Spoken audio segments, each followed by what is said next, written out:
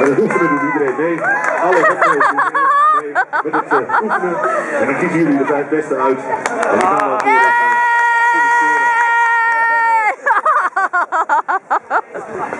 die gaan dan ja hoor.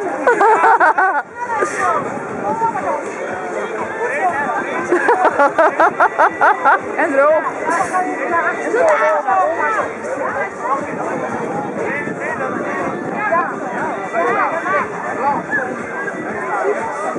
Goed zo, Sharon! Ik zei net al dat ik heel veel vertrouwen heb in Health City, met name met dit onderdeel.